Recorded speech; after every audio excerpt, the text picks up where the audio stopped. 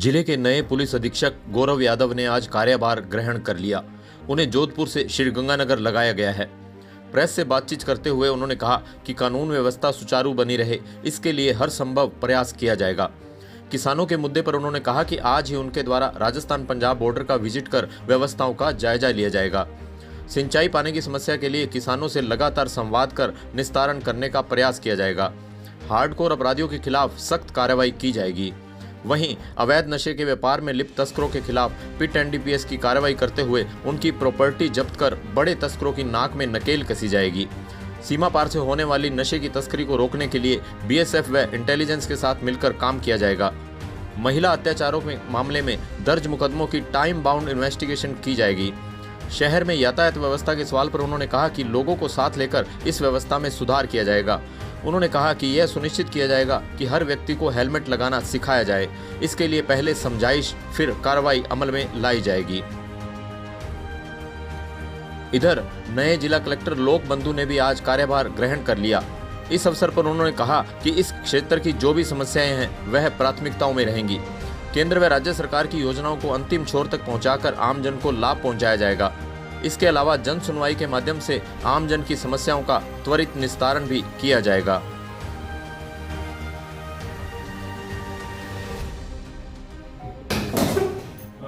मूल रूप से यदि देखा जाए तो जो राज्य सरकार की प्राथमिकता है पुलिस मुख्यालय की प्राथमिकता है, उन्हीं के अनुसार बात करेंगे। जो हार्डकोर क्रिमिनल्स हैं, जो बदमाश लोग हैं, इस तरीके के वांछित लोग हैं, इनामी लोग हैं, उन पर विशेष फोकस करके ये सुनिश्चित किया जाएगा कि उनके खिलाफ जो भी सख्त से सख्त कार्रवाई है वो की जाए। सबसे पहले प्राथमिकता भी ये रहे जो भी बदमाश तत्व है, किसी भी तरीके का माफिया है हार्डकोर, उसका पूरी तरीके से जहाँ तक संभव पीछा किया जाए और उसका जिस तरीके से संभव इलाज किया जाए। दूसरी जहाँ तक बात है, जैसा आप लोगों ने भी बताया, यहाँ पर नशे की समस्या है, तो supply as well as demand दोनों पर वर्क करा जाएगा। जो इस तरीके के तस्कर हैं उनके खिलाफ पिट एनडीपीएस हुआ और उनके प्रॉपर्टी सीज करने की कार्रवाई हुई, राजपासा हुई, या अन्य कोई अधिनियम है यदि उसमें संभावना है तो उसमें भी कार्रवाई की जाएगी। और ये कोशिश की जाएगी जो भी खास करके बड़े तस्कर हैं उन पर लगाम लगाई जाए।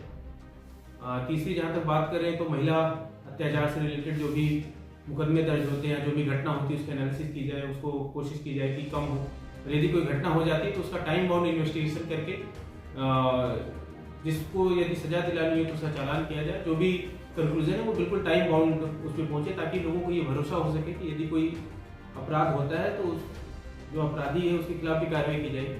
और प्रिवेंटिव साइड में जो गश्त करना हो गया या कोई इस तरीके के स्पॉट्स हो गए जहाँ पर ऐसा लगेगा कि सीसीटीवी कैमरा लगाने से शायद सुधार हो सकता है, या स्ट्रीट लाइट लगाने से सुधार हो सकता है, संबंधित विभाग से बात करके उसकी भी पूरी कोशिश की जाएगी। फिर ट्रैफिक एक बहुत ही इम्पोर्टेंट चीज़ है। न केवल लोगों को असुविधा होती है बल्कि नॉर्मली ये देखा गया है कि ट्रैफिक एक्सीडेंट, जो रोड एक्सीडेंट्स होने वाले डेथ होते हैं, वो किसी अन्य क्राइम के कंपैरिजन में बहुत ज़्यादा होते हैं। यहाँ पर भी मैं ये एनालिसिस जो आंकड़े देखा था तो मुझे भी ये लगा कि एक्सीडेंटल डेथ की यहाँ पर भी प्रॉब्लम है। तो लोगों में अवेयर करके लोगों को साथ लेकर के जो ट्रैफिक व्यवस्था उसको सुधार किया जाए।